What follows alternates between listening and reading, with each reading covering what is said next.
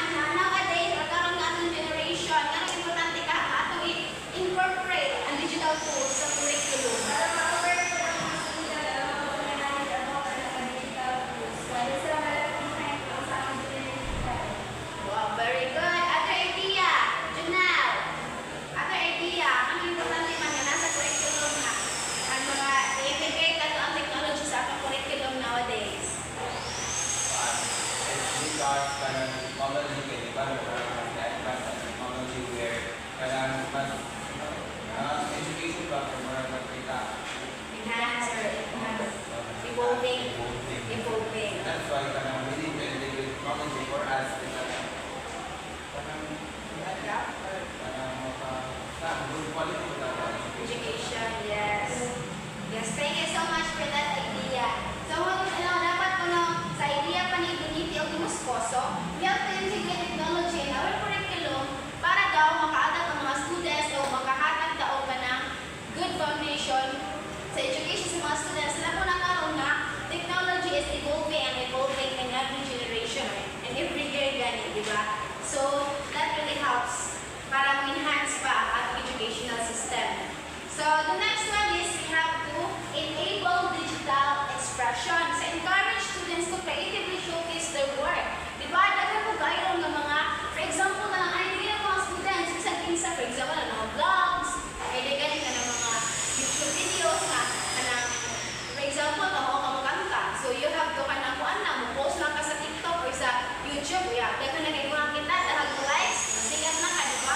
Because they're sharing their talents into social media, di ba? At ipakita ko sa ito mga talent. For example, na iban nga, kanana nga hindi sikat sa Facebook, drawing sila ang mga names sa mga namo sa mga celebrities at mga artists. Then ilang ihatag sa kato sa mga artists, ilang i-drawingan. And then, dako na kayo mapasalamat sa mga artists to them. So, ilang na-showcase ang ilang talent, ilang talents, ilang passion, ilang na-showcase through creatively, sa digital, di ba? Ilan na i-post, dagan na kayo may intriga, dagan kayo may interesado. That's why musikat sila. Then the next one is we have to collaborate digitally. So ang collaboration or pag-involve collaborative, di na siya ma-apply personally. Ma-apply mo siya digitally. So foster online teamwork and cross-cultural connections. Labo na karoon ni interconnected na kayo ta because of social media. Yung connected na kayo ta globally, dito na ka rin maka-call information sa Philippines. Pwede na ka maka-call information sa laing lugar. Bisa ka na kayo in the Philippines. Makakuha na nandito yung mga sa Japan, nandito yung mga sa Korea. And we have to practice collaboration. Diba? At kung i-foster at teamwork o cross-cultural connections, hindi na mag-bully sa ilang culture if ever nasa ipakita nga nandito yung culture sa Koreano ka na sanay ko nga sila sa lina. Hanbuk ba na? Sa Korea? Oh, na, diba? Ato ka din kay mga revealing kita mga salina. And we don't have the wala tayo karapatan na mo-judge sila kaya it's their culture, diba? We have to foster respect po. And the last one is to embrace lifelong learning. Continuously improve digital skills and pedagogical practices. So, dili lang din karon. Nakakutan na din ang lifelong, dili lang sa karon hanggang sa hantod pa. Ang kanang technology, mga digital, kanang literacy, makatabang sila to foster kanang mga digital skills o mga learning, hindi lang sa karon ba? In the next generation, di ba? So, nasabtan na ba ang 10 commandments? Nasabtan na? Mata sila nga, dapat alam sila i-follow to be a good citizenship din sa digital world. We have to follow those 10 commandments. Ang importante kayo siya, especially us, sa our generation nga, grabe evolve ang technology. So, the next one is, we have here the proper digital etiquette. Nalang mo sa word nga etiquette. So, ang sumod yun ano na ang mo yun etiquette filming? So, first is, we have the communication. Communication ko, makakommunicate dahil sa social media, di ba? Through messenger, makakommunicate through social media. For example, ang mga chat-chat na to. So, gusto din sa chat lang, we have to be polite, concise, and mindful of others. Daniela. Then, for example, si Daniela o si Muskuso, ang chat-chat man sila pinili. Unsaan man hindi magpakita o ganang. Sa communication ko, dapat ko mo polite ta, concise,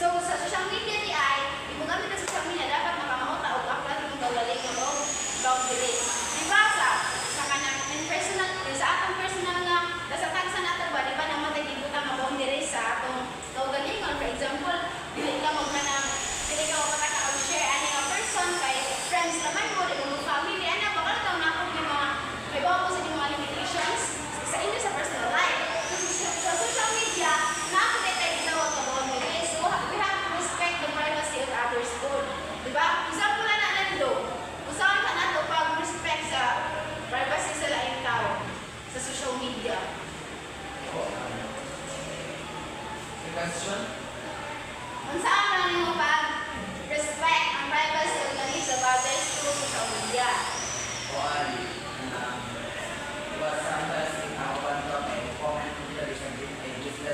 Yes. Hindi na kamo comment. Para naka-respect sa others. Ikaw, Edda, unsa man nimo pag respect sa lain tao or respect privacy and the needs of others through social media or mga digital tuan? Like bashing.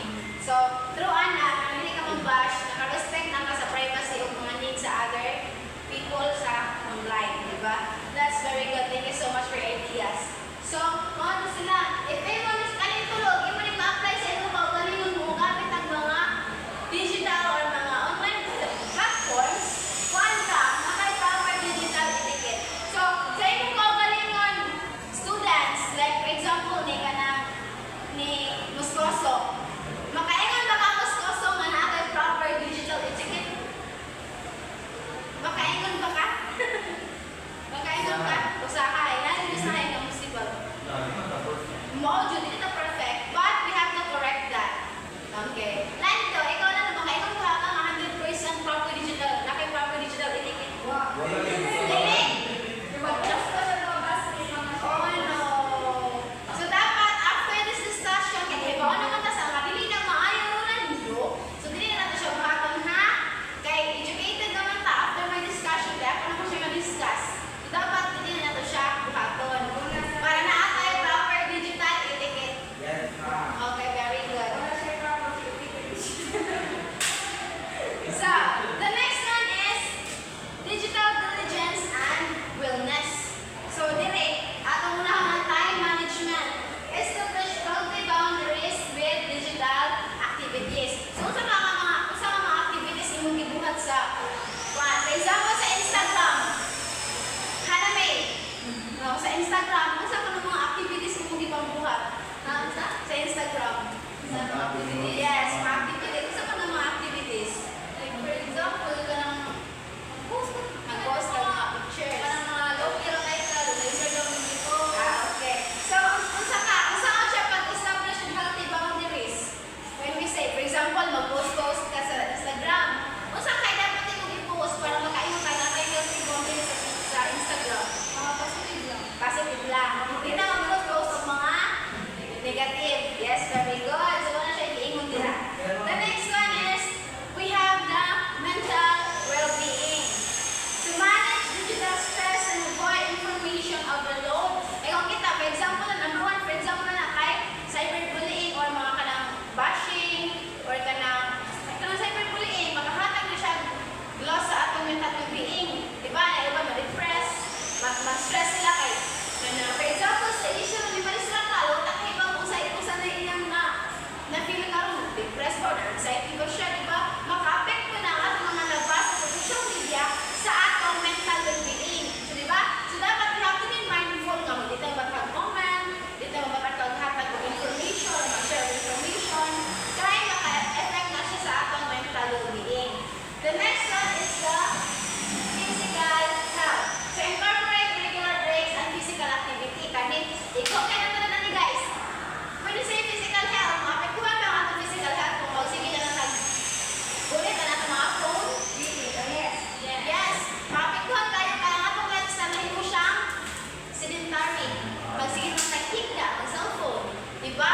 Dili na dito mabuhay kung wala tayo cellphone. Mas wala na tayo ka na wala tayo mga activities, mga physical activities. So, ang iingon dire, dapat mag-incorporate kung na tayo mga regular breaks. So, natin mga breaks from using mga gadgets, especially mga cellphone. Yung gano'n na grabe na kita mga gamit ng mga gadgets na halos maghapon na lang. Wala na kang walog sa atong higdaan na masige na kita cellphone or laptop, tapos movies, nana. Diba? So we have to kanang have regular breaks. For example, kanang sa 1 hour kaya na kay 10 minutes break. Diba? Inana, kanang for example, nag-study ka, atong magamit yung mga phone or laptop naman dyan. Siyempre, ang radiation na nasa itong mata. So we have to take a break. Kasi 1 hour break lang, nana ba? Para naatay, para healthy ka pa natin physical health, kasi pa magamit ako social media or mga digital tools, mga technology tools. Nana. So, kaya sila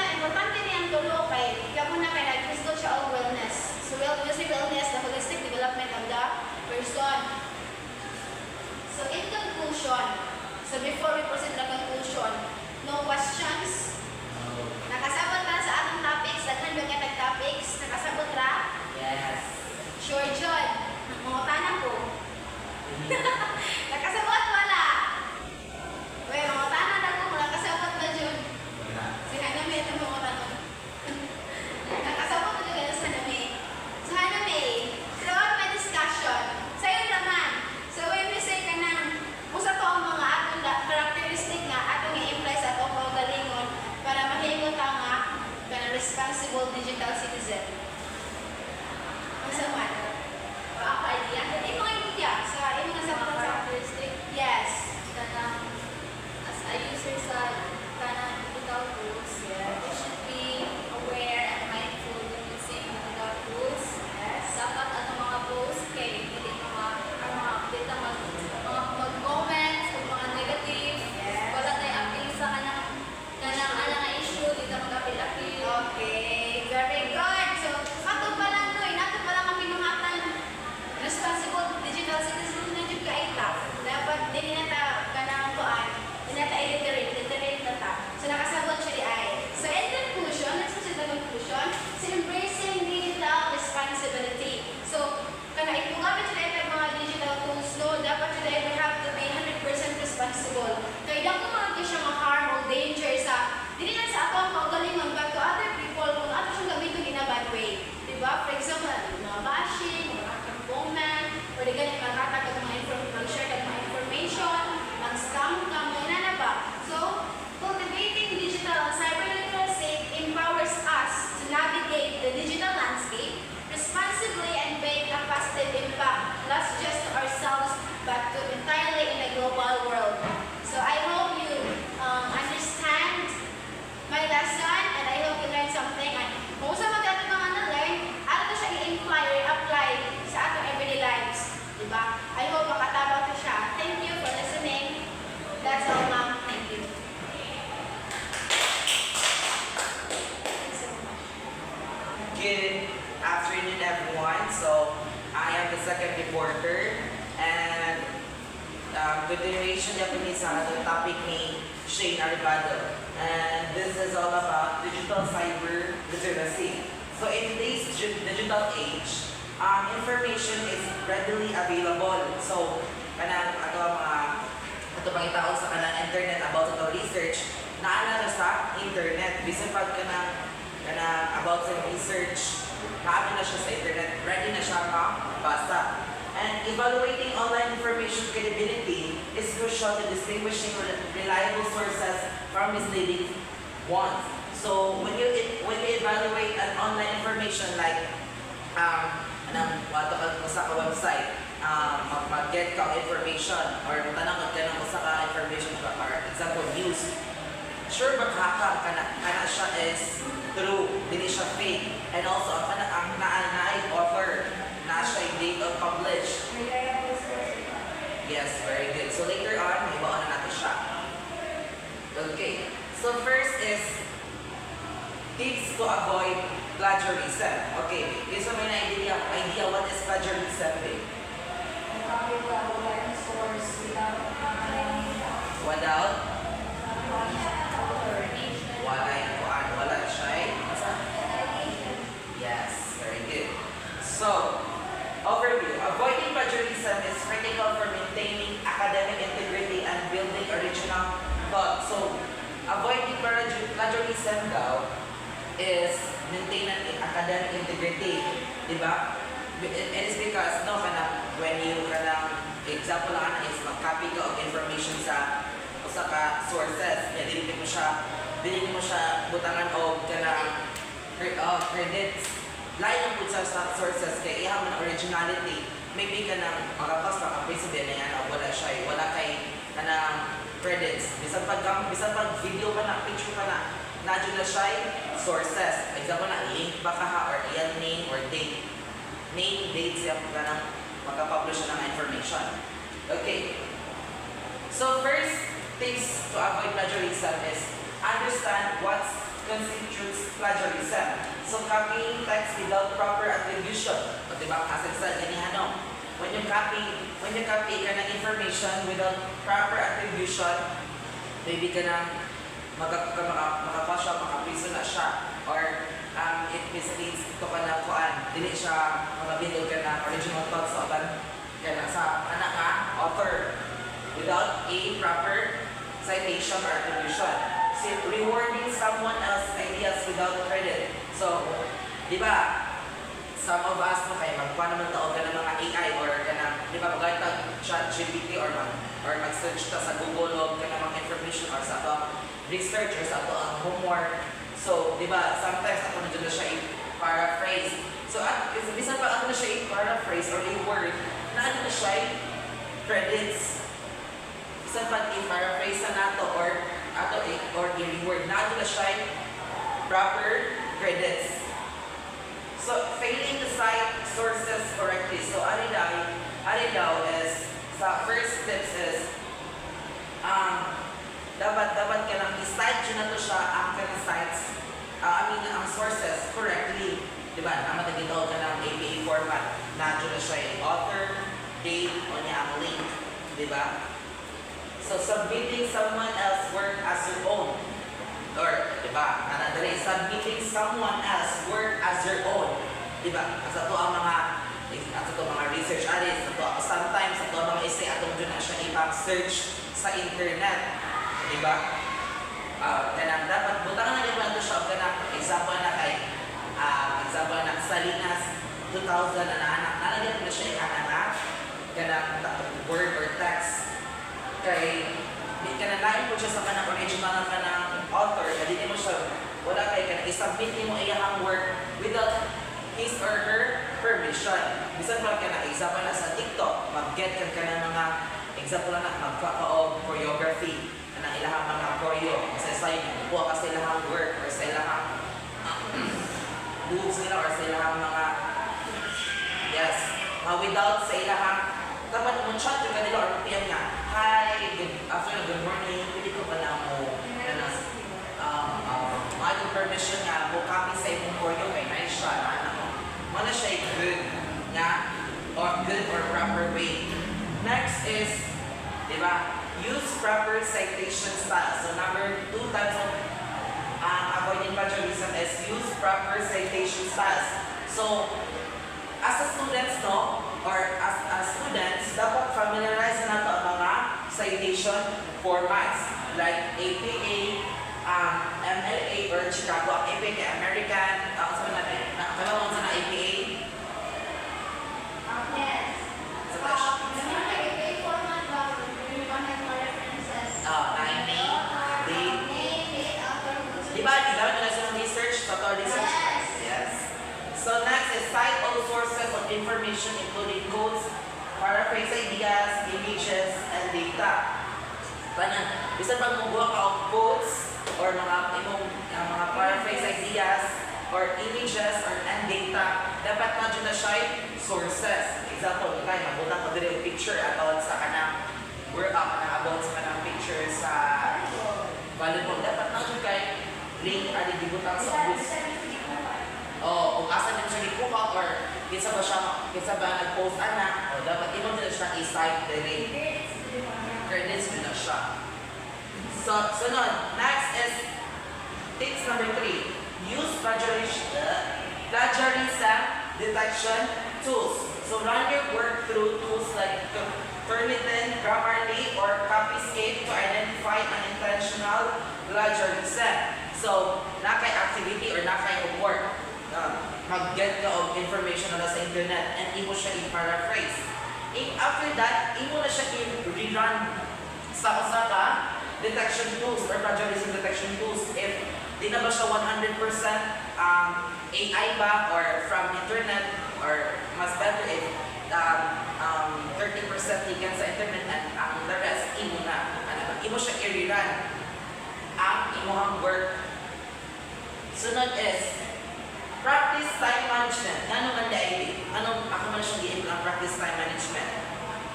Okay, sometimes, tungkol sa ato ang pagka-chill, mag-cramming na ta, sige, bahala na ni, manabitaw sa internet, nagkanda niya sa internet, magbuha na lang ta. Diba? No, hindi na siya pwede. Diba? Practice time management. If tayo mabuhat ako sa ka-teacher ni mo, dapat buhatan dahil ni mo. If ka na, bisan pag layo ang deadline, buhatan na ni mo. If ever, hapit ang deadline, o pa kahit mo, diba? Mag-google mo na magkuha ka information sa internet. Diba? Binanay mo siya i-paraphrase, nalamay, kinigwita na ito ang teacher, dito na i-rerun, bahala na na basta makapass lang ka, di na siya pwede ha. Practice time management. Diba? Kaya kay time management, makabuhat ka ng sayo-sayo sa mga activities, o di na ka maproblema, and di na ka mag-plagiarize. Okay. Sunod is seek guidance.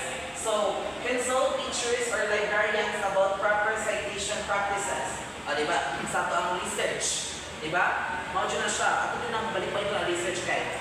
Pero, if ever di ka kahibaw how to cite a source sa ato ang research, mag-ask ta o magpakonsulta sa ato ang teachers or sa ato ang mga librarians how to cite properly sa mga sources. Di ba? Ato ang research kay. Di ba? Kasi hindi mo na ato ang research. Di ba? Magpapakonsult mo sa ato ang teachers sa mga librarians on how to cite proper sa mga sources. So, okay. So next is ways on how to evaluate websites. Babe, any idea ba unsa man? Ways on how to evaluate website. First yung tanaw unsa man jud when you visit a website. Butanaw ka if na by author or ano sa siya gi-publish. Kung na siya usually na to pagitaon or tanawon. Diba? So first is the purpose and authority. What's the website goal? It is to inform, sell, entertain, or persuade. Diba? When you visit a website or when you visit a website, example na is about sa kanang social eyes, I mean sa Instagram, or mag-open ka sa kanang kuan. Sa usa ka imong phone and open ka Instagram, diba? Panang ka sa feed, usa man na siya ma-feed. What is the website goal, diba? Or ang picture is about to inform, sell, or entertain. So next is, who created the website? Look for information about the author or organization. Are they experts on the topic? So di ba when you visit a website, mutanaw din mo kung kinsa nag-create sa website. If example na if World Health Organization about sa health, or expert ba sila ka topic, or example ang WHO or World Health Organization mag-post sila sa website about sa COVID-19. Diba? Tanawan mo siya if expert ba sila ka topic kaya nag-post sa website nila. Next is the information bias. Does the website have a clear agenda or point of view? So example na diba sa mga news, diba sa internet, sa mga visit ka website about sa news, diba? Uso naman ang politics. Imo dyan ang tanawan if ang kanang website or kanang news is dili ba bias? Fair ba iyang fair ba ang mga captions na ilang i-post sa ilang website regarding to the kanang topic? So next is accuracy and reliability. So check the facts. Can you verify information with other sources? So imagine na siya i-verify if ang kanang information naba siya yung mga sources niya. Correct. Next is look for citation. Does the website provide sources for its information? So, di ba, when you visit a website, sa pinaka-opsan, namin na siya mga references, di ba? Alam niyo mo tanawin if nag-provide ba sila mga sources or nag-cite sila mga sources or kanang information eh. For example, get sila o nakuha sila feed sa internet. Di ba, namin dyan na siya mga sources or mga quotes kaya ng pag-common, namin siya yung site kaya ng sources, mag-cite na sa sources. So the next is, beware of outdated information. Check the website's last update date. So, imagine na siya imagine siya i-check ang date, di ba? Imagine na siya, bisan pag kung gano'n na siya or pag-uwi pa lang, imagine na siya i-check ang date, if updated ba siya. For example, kanang website about sa kanang TV Patrol, di ba? Hindi na siya i-check ang kung kanang news is bago ba siya or dugay na ba, kanang pwede siya mislead mo ang kanang information. Next is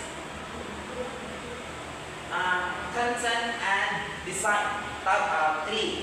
Three types out, ikatulong mga kanang ways is the content well organized and easy to read, or look for clear headings and bullet points.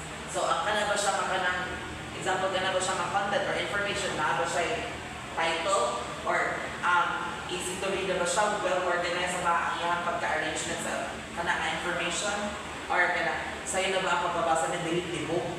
And next is the website visually appealing. Does it use images, videos, and other multimedia effectively? Or ang kanang ba siya og kanang pictures or videos or multimedia, ana? Or is the website accessible? Can you easily navigate and find what you're looking for? Or kanang, is the website is accessible na ba siya sa kanang, when you, example na, when you send a kanang link sa uban ng mga friends or family, ma-access ba na nila? Dili ba na kanang, wala ba siya mga error, kanaan? Or mahuli ba siya, ma-access din ba na siya sa mga family without error? Okay.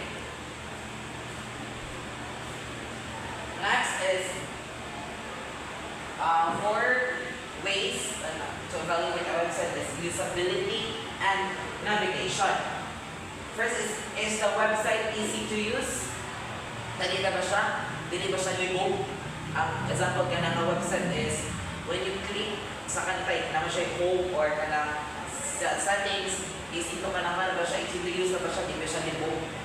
Next is, are the links working? Do they take you to the correct pages? Diba? At mag-send din example na mag-send din mo ka ng link ay mong classmate about sa inyo, about sa kanang mga information. Are ka na in-click pa sa mong link kay correct pa siya, makatong dayan niya sa website? Or ang katong information sakto ba ang send ng link? Or next is the website mobile friendly? Does it look good and function well on a phone or tablet? Diba? Or if kanang example if ang kanang website is di ba siya para sa computer or sa para sa kanang laptop lang, pwede ba siya sa kanang tablet or phone? Okay, stop on the website na ba kaya dili ma-open sa phone or sa tablet, di ba? Sometimes ma-open na siya sa computer or laptop. Last is number 5 na ways and how to evaluate the website is overall impression. Would you recommend this website to others? Ikaw no, as a, when you visit a website, kanang ba siya i-recommend sa others? Na ba kayo get na learn? Or kanang mga legit na information? Or di ba yan na? Need ka na i-recommend mo siya sa uban? Maayon mo siya i-recommend sa uban? Or does the website meet your needs? When you visit a website, na-meet ba nimo ang gusto nga pangitaon? Di ba yan na? Next is, do you feel confident in the information it provides? So when you visit a website, confident ba ka sa mga info? Like, na-persuade ba ka sa mga information?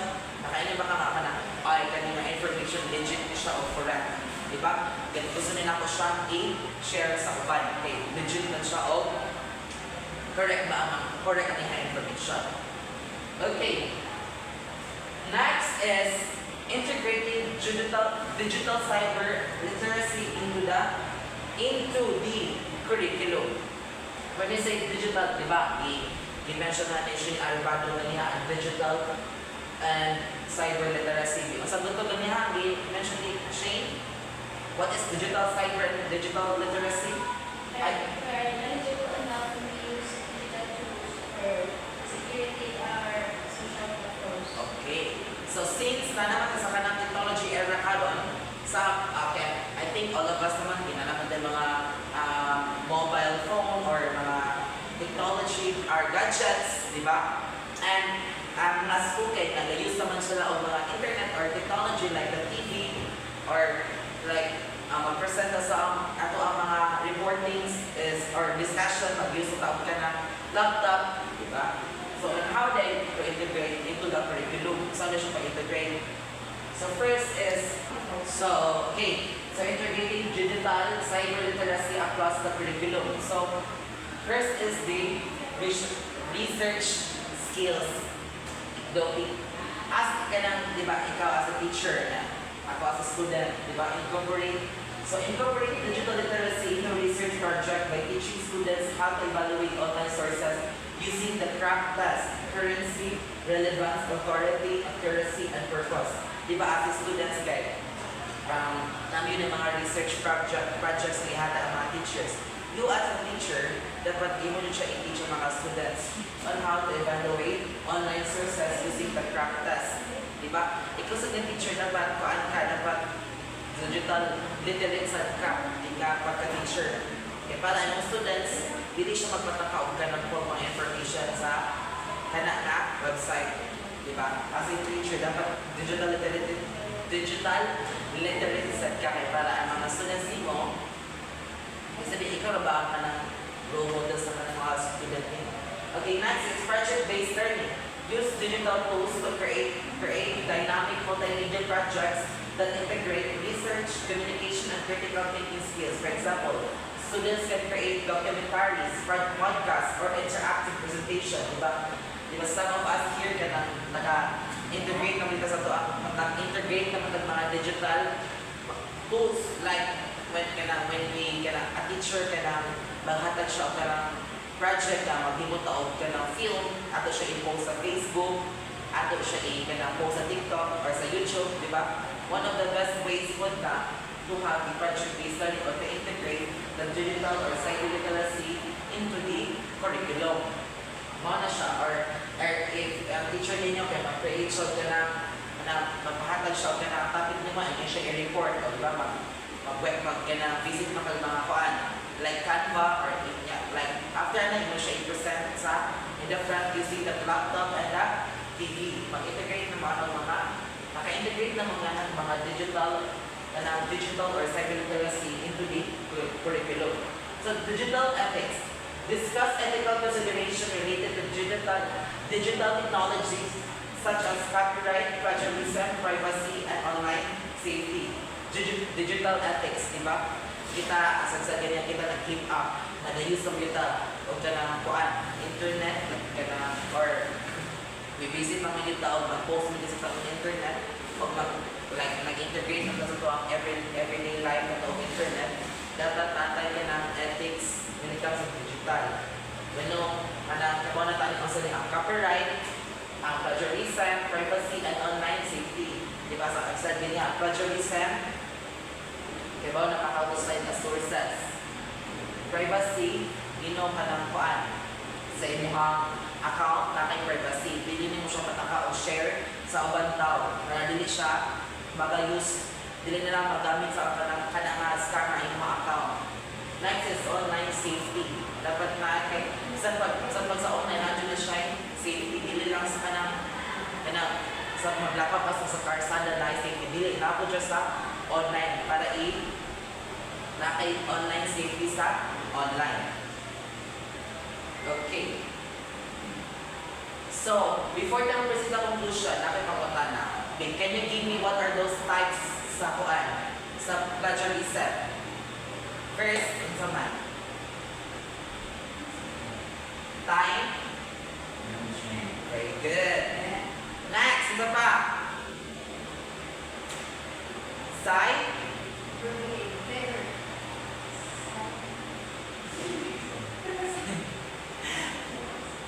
Okay, proper citation. Mga na siya mga tips. Big. When you integrate ka ng digital and cyber literacy into the curriculum, kung sabay ko ng mga characteristic, digital, ethics. Very good. So, nakakadili ko naka-learn mo din. Sa inclusion, the digital landscape is rapidly evolving, demanding a new set of skills for navigating, evaluating, and creating information into the into the online world. So, ang digital daw, ang internet or ang technology, rapidly evolving and demanding po siya of new set of skills. Hindi lang siya ako na kamagtuklok-tuklok nila. No. Dapat i-evolve sa how to evaluate and to navigate and to create the information in the online. So this is where digital and cyber literacy comes in. So encompassing the knowledge, skills, and attitudes necessary for safe, responsible, and effective use of digital technologies. So when you use a technology, dapat namin knowledge, skills, and attitude for a safe and responsible effective use of digital technologies. Knowledge, skills, and attributes.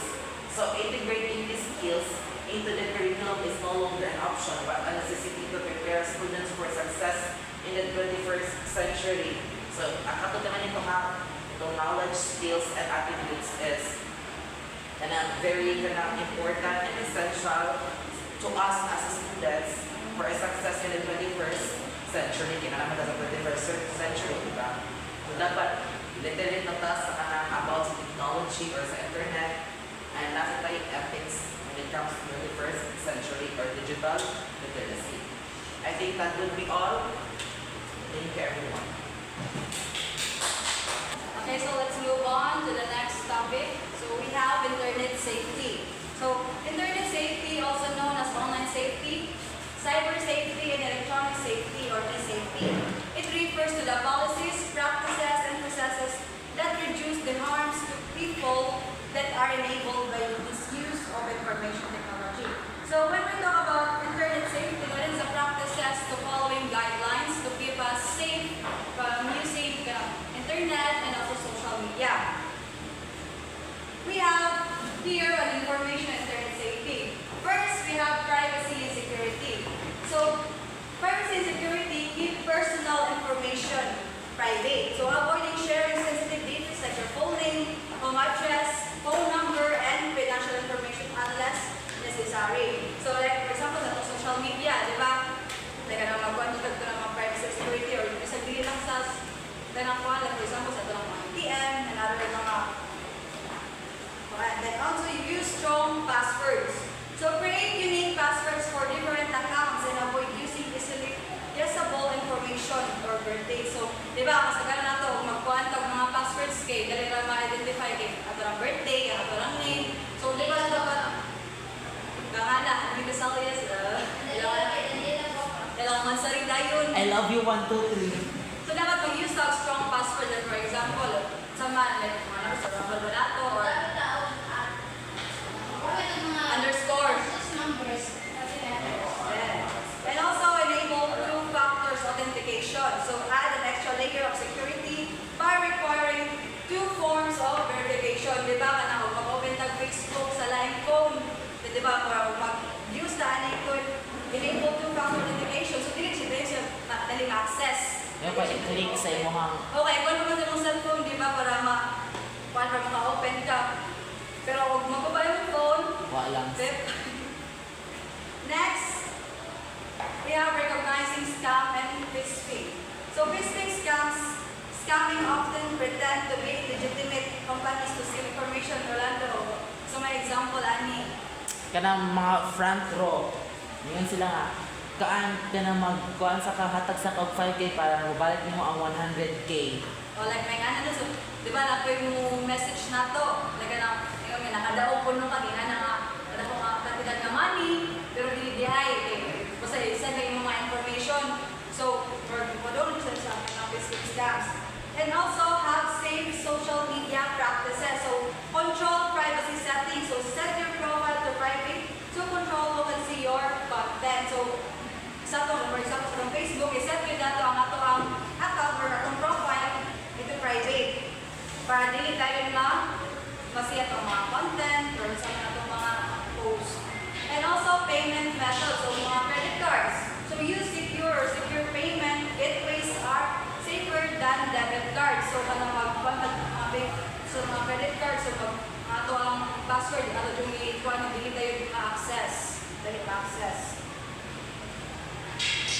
And now, let's move on to the common traits to personal safety. So, we have here cyberbullying. So, cyberbullying is an harassment or treats online. Lalo, so may example sa mga cyberbullying. Mag-post kasi ang kanang kuhan, naglaing. O di ba, like nang walay permission. Like ng mga pitik-pitik, di ba? Sometimes kung kanya ka na, for example, mag-post sila, so dili tayo nan. Sa batitag lang ito, ilagay akong i-post. So, itong cause harassment, lagyan ko na. Kung cyberbullying, lagyan ko na siya. So, different types of cyberbullying. And also, to identify them. So, personal information being stolen and misused. Like, for example, pag-contact, mapipilot ang mga links, so, mas-stolen na siya. For example, direct ma-access ito ang mga information. And also, we have online scams. So, phishing, hacking, or fraudulent. Like, online scams. Shane, what are examples of online scams? For example, kanan sa GCash, or for example, na-hack yung account, and then malayo sila ng mga GCash, amount sa inyong mga family members. Oh, so, di ba? Like, Other example, Ando. Ha? Other example of online scams. Kuan, kanang palit ka sa online, ang lang ka, timabot kay bato. So kanang pong mga ano, mga online selling, Yeah. online fake. And nag-abot kay dili ko mao. And now let's move on to computer threats. So malware. So viruses to infect and corrupt files or programs like for example, nakatag-pindot ka ng mga links, so baka virus na siya. Then worms, so self-replicating programs that spread across networks. And Trojans disguise themselves as legitimate software to access systems. And we have, let's move to ransomware. So muna siya katong mag-demand sa mga payment na nagpabayad para lang ma-script or man lang yung mga script na data. And let's proceed to phishing attacks. So, ayan, it is fraudulent emails or websites designed to steal sensitive information, like for example, password, financial details. So, if ka nang magkuhan ka mga emails or websites, so dali na siya ma-access ang inyong click ka ng mga emails or websites. And,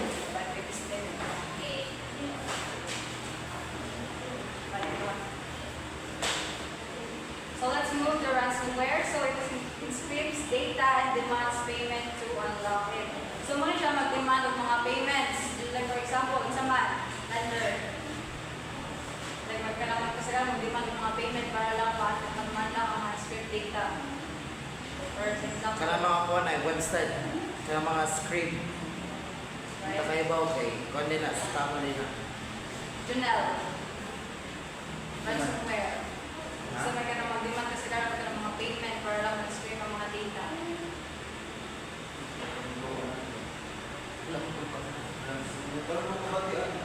So, more ko din ka lang kapag kapag, for example, like, nakaya ka ng nakamag mong phone or something kuan. So, O ka na, for example, nasa tingnan ko ang information about sa imo kanya, wala sila na. Tagaan ko yung kwarta or post ko yung online. or like, kuan. And, let's move to phishing attacks. So, fraudulent emails or websites designed to steal sensitive information like passwords and financial details. So, some phishing attacks. Siguro gamitan ng information or yung mga personal information ba?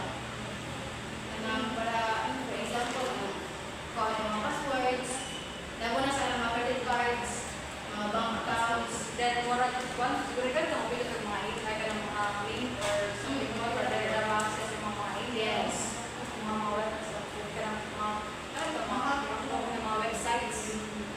Then, we have hacking and unauthorized access. So, cybercriminals exploit vulnerabilities to access systems, steal data, or manipulate sa accounts. So, mga cybercriminals, so sila ang dali maka-access sa system mo, steal sila ng mga data to manipulate our accounts. So what are the solutions? So we need backup. So regularly backup data to secure a location. User education trains user about cyber security risks and safe practices. And we also need security tools. So use antivirus, mga apps and firewalls, VPNs and encryption tools. So we need ang security tools to para dili tayo mga dili na maka-access sa mobile sa accounts. And also incident response. So develop a response plan for cyber incidents.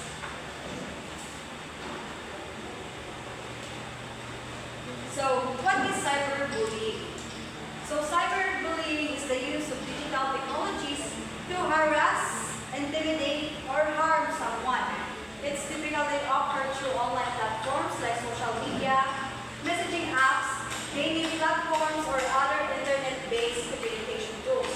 Unlike the mga traditional na bullying, di ba mga traditional bullying is controlled through verbal. While cyberbullying through social media, like mag-post ka, for example, si Lando, dapat siya, si Lando ba din na, so jamara na ha. So, it also kanang part as cyberbullying.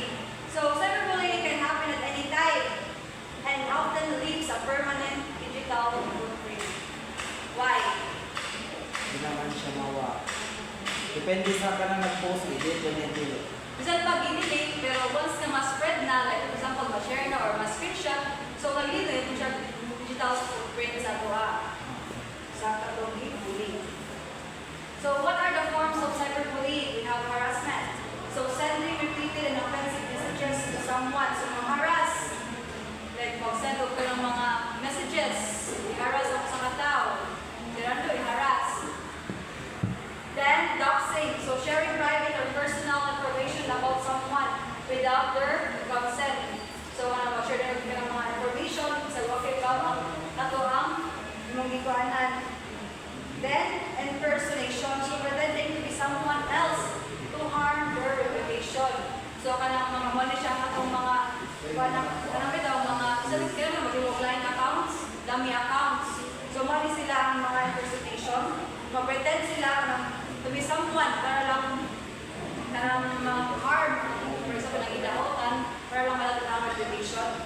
Then, trolling. So, posting inflammatory or offensive comments to provoke and upset others. So, money, like for example, mag-post or mag-comments ka or mga bad comments sa mga tao. Then, exclusion. So, intentionally leaving someone out of online groups or activities. So, like for example, sa kanang mga group chats or wala siyang kalit o exclude, or kanang exclude. Then, public shaming. So, posting embarrassing or hurtful information about someone publicity. So, kanang for example, like, uy, tanong siya, like, kanang diba, like, body shaming na yun sa kuhan, like, kanang mag-share post na yun, like, kanang caption. So, di ba, mga hurt siya sa someone. So, muna ko siyang course of cyberbullying. Then, also mga treats. So, sending messages or content that treated physical harm or other consequences. This is ang game kagamit na. Next, let's move to strategies for curriculum integration. So, first, we have early education or primary level. So, siyang mga focuses areas is introduction to technology and basic digital skills. So, safe internet habits and avoid strangers online, recognizing and upgrade content sa mga early education sa mga primary level. So, mga mo pa nila ipag-tudlo, like saan pag-avoid sa mga strangers online, pag-recognize sa mga inappropriate content. Then, second, we have middle school level. So, their focusing areas responsible use of social media and online communication. So, kanin siyang level is kanang, for example, dapat responsible na sila mo use of social media. So, muna lang yung think before you play. Then also cyberbullying awareness and prevention and evaluating digital content for accuracy and bias. So, next we have high school level. So, their focusing areas is advanced topics like digital footprints, privacy rights, and cybersecurity. So, recognizing and avoiding online threats like phishing and scam, others. So, di ba sa high school level, ipagtutulog naman na kung saan pag-reconcile ka ng mga privacy rights, mga cyber security, para ma-avoid ang mga online threats. Then, sa itong standing order, we have college and professional levels. So, these focusing areas in-depth cybersecurity concepts like encryption, data protection, so kind of mga career opportunities in digital cybersecurity fields, ethical hacking, and protecting organizational networks. So, sa ito akalo, so ibaw ng tao, bro, ibaw ng tao, ka ng mga, kung saan mga encryption data, kung saan mag-protect, sa ito ang mga accounts. So, we also aware of how to become safe sa ito ang, to keep safe dahil sa ito ang mga accounts.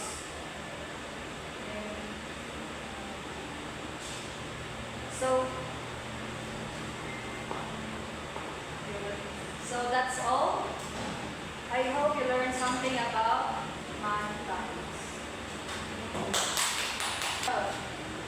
So everyone, so muna naman nag-discuss sa mga topics. So let's move on to our activity. So ano naman ka naman diwa?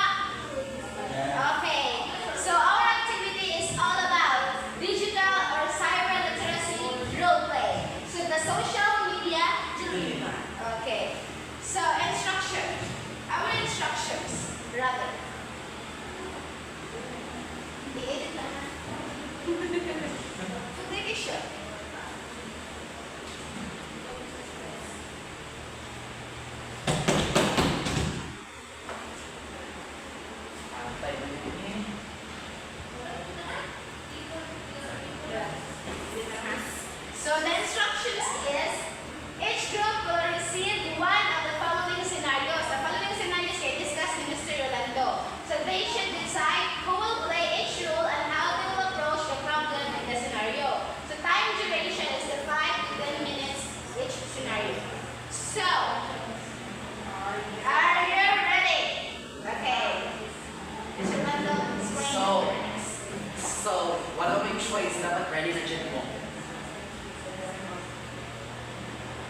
So, scenario 1.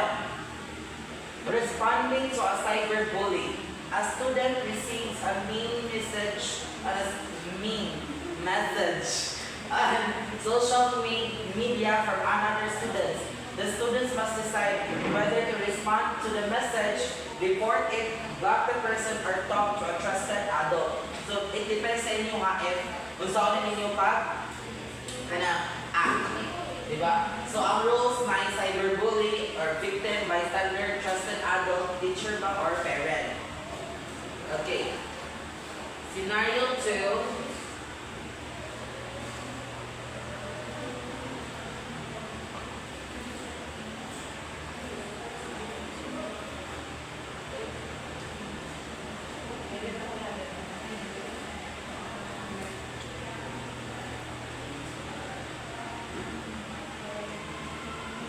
So, scenario 2, online scams. A student received an email claiming they won a prize, but they must enter personal details to claim it.